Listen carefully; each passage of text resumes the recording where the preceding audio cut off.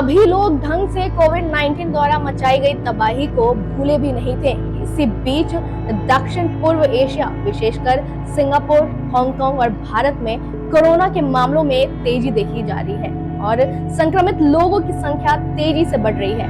इसकी वजह है ओमिक्रॉन का नया वेरिएंट JN1, जो कि बहुत तेजी से फैलता है और अब इसका असर दुनिया के कई हिस्सों में देखा जा रहा है।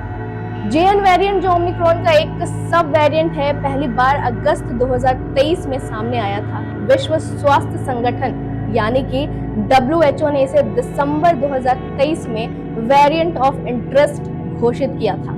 यह वेरिएंट करीब 30 म्यूटेशनों के साथ तेजी से फैलने की क्षमता रखता है और इम्यून सिस्टम को कुछ हद तक चकमा भी दे सकता है। सिंगापुर में मई 2025 के शुरुआती हफ्तों में 14,000 से अधिक मामले दर्ज किए गए, जो अप्रैल के अंत में 11,100 थे।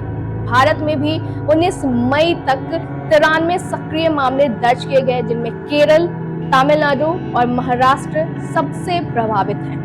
JN1 के लक्षण पिछले कोविड वेरिएंट्स जैसे ही हैं, जिनमें बुखार, खांसी, गले में खराश, थकान, सिर दर्द, नाक बहना और स्वाद या गंध का नुकसान शामिल है।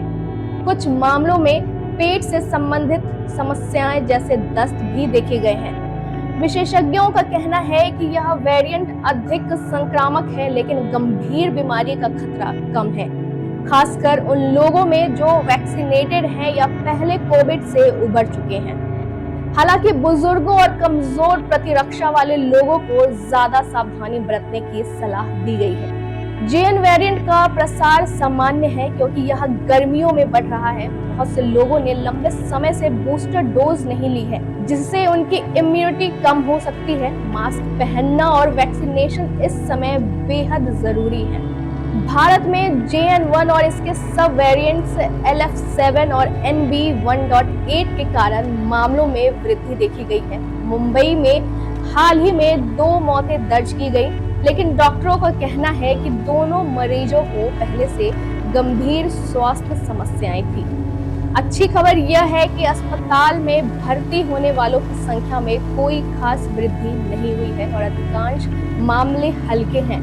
मौजूदा mRNA वैक्सीन जैसे बाइवैलेंट और मोनोवैलेंट गंभीर बीमारी से सुरक्षा प्रदान करती है, हालांकि संक्रमण को पूरी तरह रोकने में कम प्रभावी हो सकती है।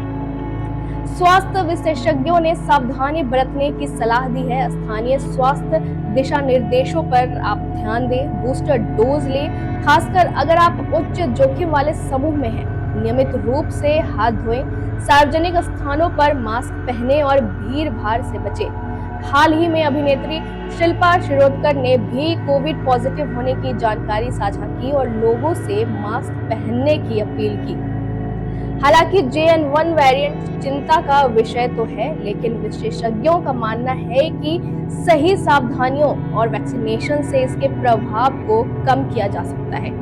स्वास्थ्य विभाग स्थिति पर नजर रखे हुए है और हम आपको हर अपडेट से अवगत कराते रहेंगे। अधिक खबरों के लिए बने रहिए हमारे साथ और देखते रहिए इम्पैक्ट लाइव। धन्यवाद।